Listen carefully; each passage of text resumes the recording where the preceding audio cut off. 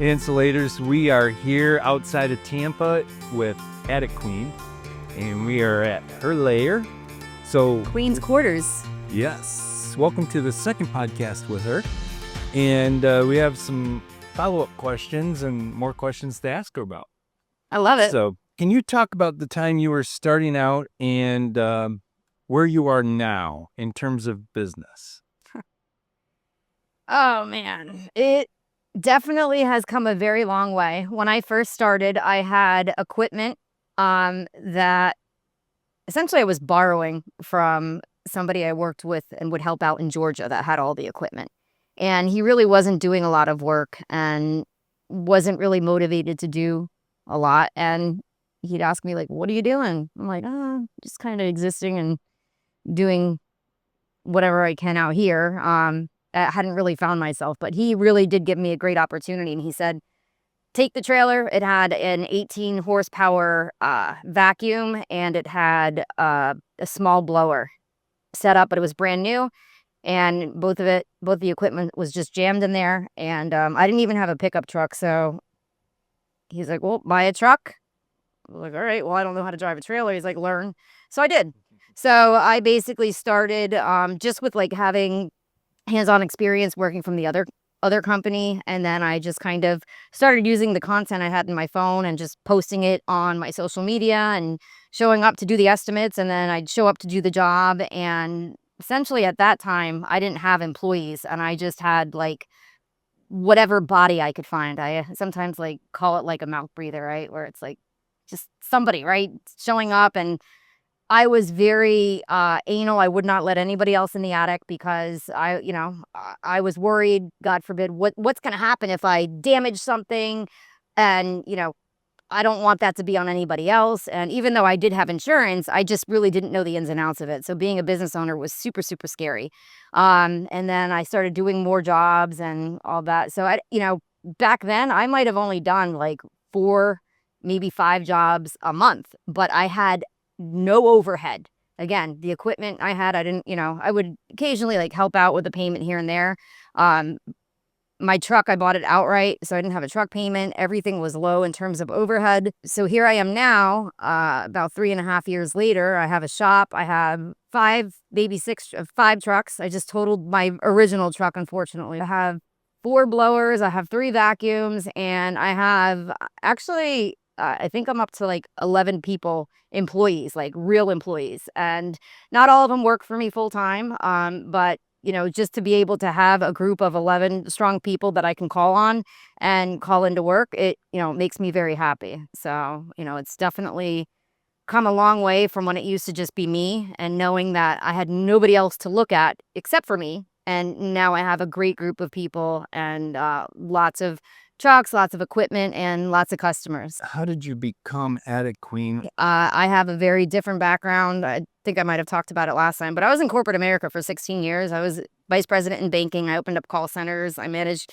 people. I sold, and I had met the owner of an insulation company, worked for him for a year. And, I started out just kind of being like his assistant and helping out in the office because I was concerned of, going through drywall. He's like, oh, if you go through a ceiling, I'll pay for the first one, but everyone after that, you got to pay $250. I just started doing little projects, and people would call out of work. Oh, hey, so-and-so called out, pay extra $150 to go fill the hopper and drive the truck there. Do this, do that.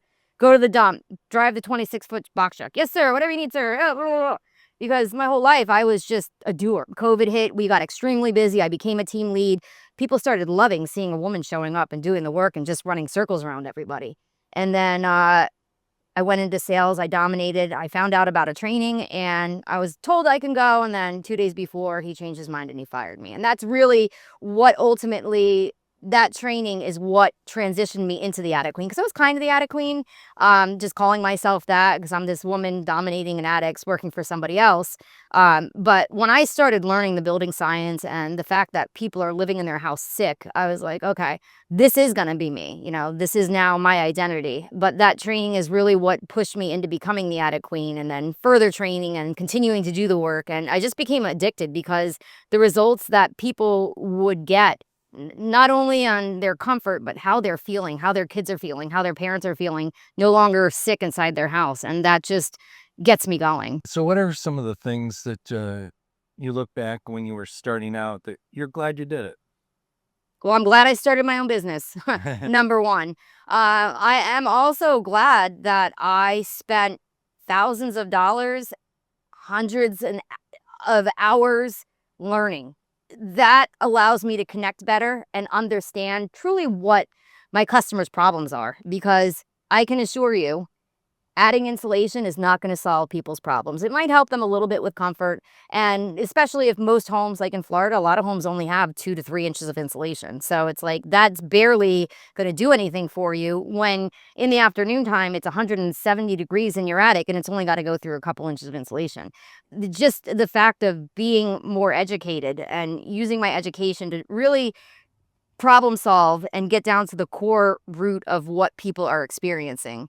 The other thing I'm also very happy about is that when I started working in attics hardcore, again, in the very beginning, I might have only did like 5, 6 jobs a month because it was just me with no overhead. But as I grew and got, more trucks and higher insurance and general liability and all the things that come with it, and maintenance and things breaking. The one thing I made sure I did first is that I ate properly. I took really good vitamins. I take like a pharmaceutical grade of injectable vitamins and aminos, because truthfully, like, especially in this Florida heat, if you don't treat yourself like you're an athlete, like, or a superhero, right? You got to put the good stuff in order to be able to get up and have the energy and be present and not want to cut corners and, just help you complete the job. So Now let's flip that over. What are some of the things you wish you would have done differently? bought a way better vacuum from the beginning, right? So, when you're first starting your business, a lot of people, they just want like the basic, right? Small blower, or maybe they're using the Home Depot or Lowe's one that they get for free, which again, it's good in a sense, but if you're going into business to go into business, spend more money in the beginning, because and get the better products, the equipment, because it's number one, especially with this type of work, you need to really consider your body. So if you can buy a diesel vacuum or a 37 horsepower vacuum, that's going to cut your extraction time a ridiculous amount, right? It's going to cost you more money up front, but what you're saving in time, especially if you have employees now, it's going to get them out of the attic quicker, again, saving their body. It makes the experience also better for the customer because you're in and out much quicker, right? So definitely, I would have got better equipment. I don't know, maybe about a year into like Attic Queen being officially my own business, that's when we upgraded from the 18 and got the diesel. And I love it. One thing I'm happy I did was always having insurance, and really don't skimp on that. Fortunately, I haven't had to have anything come up, but you just never know what's going to happen. And don't cut corners, don't be shady, do the right thing. It may cost you a little bit more in the beginning, but in the long run, it's gonna, in terms of being a business, it's gonna help you just run a smoother operation. Right. Okay. So yeah, you touched on a question that was really going to ask. Is this CoolVac37, the gas powered one, and the Diesel 25, are they really necessary? Yes, of course. So I would say 90% of our business is extractions, and that's a lot because a lot of people don't even know that like removing insulation is a thing. Why is it a thing? Better indoor air quality. It allows you the opportunity to actually air seal the attic better. Or if you're spray foaming your attic and it's a retrofit, you got to pull the insulation off of the attic floor. So are those vacuums necessary?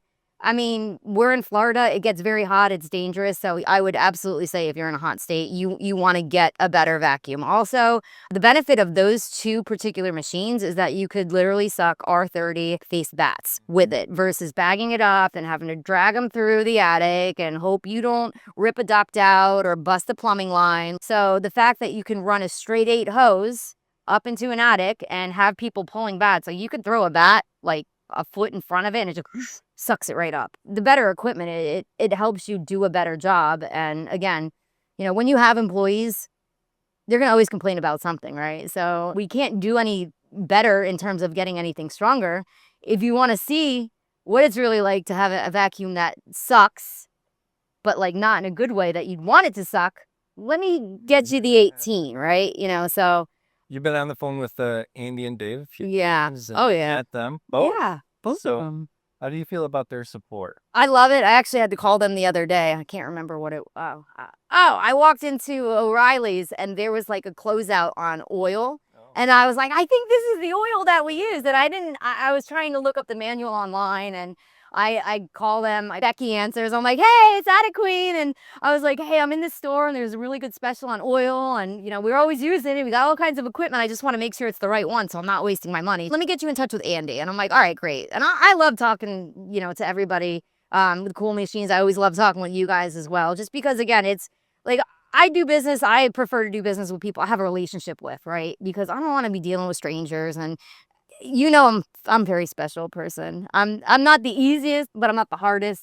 The service that I get from them, and just it's I'm a small business. I just kind of feel like we need to stick together because they do offer the same personalized service to me that I offer to my customers. So I like to kind of stick together with that. How many homes and businesses did you do your first year? Not a lot. I don't know if it was the first year from like April to December or my first full year, but it was like 77.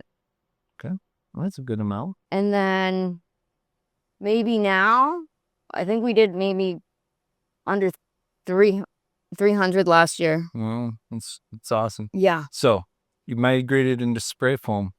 I did. What got you going that direction? I like to educate my consumers, right? My homeowners on all the available products. The reason why I ended up going into spray foam is that I wanted to be that person that came in and educated the homeowner, like, look, this is what you have going on in your house.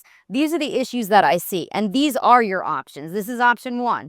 Adding. This is option 2. We're going to remove everything. We're going to air seal. We're going to install fiberglass. It's going to be a more expensive option, but you're going to get much better results, better indoor air quality. Option 3 is spray foam. And I wanted to be that contractor that's going to say, I'm not going to tell you this product's better than this product, then this product is better than this. I want the homeowner to take the information that I gave them. They could then make the decision based on their budget, their needs, their family. But I don't want to just limit myself. Sure. Absolutely. Educating them and giving them the options to make. So let's wrap up with this. You've taken a lot of classes and you've gotten a lot of education and certifications on certain things. How has that gone for you, and what are the benefits to getting certified? The benefits to getting certified is that, like, I literally have a certificate, right? And I have several of them. But honestly, other benefits include the network I have. Just like I have a great network with you, and I have a great network with Cool Machines. BPI, I mean, they've been great resources. Just being able to pick up the phone and call them whenever I have issues or questions, or they connect me with a local school, local instructors. But, also the network that you have access to, where I could, if I have a customer that found me on the internet and they're like, oh my gosh, we love what you do, but you're so far. It's like, okay, great. Well, I want to help people, right? If they're contacting me, they found me some way and there's a reason for it. So I can go on the BPI website and find a certain area and find like somebody that holds a certain certification that I know is going to be able to help them. So, having a network of people nationwide that I can connect with, also just knowing there's so many courses out there, because like when you stop learning, you kind of like die inside, right? So it's like, all right, what's the next thing I'm going to do, right? So I'm a building analyst right now. It's one of my certifications, and I'm certified in blower door. What that training's done for me is it's built my confidence. It's allowed me to have better conversations with homeowners. It's allowed me to book more jobs. It's allowed me to grow my business. It's definitely something that I feel everybody should, at the very least, should understand building science principles. That's the very basic course of that BPI offers. Because if you don't understand how the house works together as a system and how you change one thing, how it can affect another, you might be causing problems for people down the line, and it may not be instant, but being smart is a good thing. Sure. So where did you sign up for the BPI courses? So you can go on BPI and see what courses are available. Once you click through further, it'll tell you like if you want to search a certain area of where they're offering. Thank you, Ada Queen. Thank you. Always enjoy coming down here and visiting. Glad you. to be here. I get very excited when you come. So Yeah, I got a whole list of things for you to help me out with. great. Let's get to it.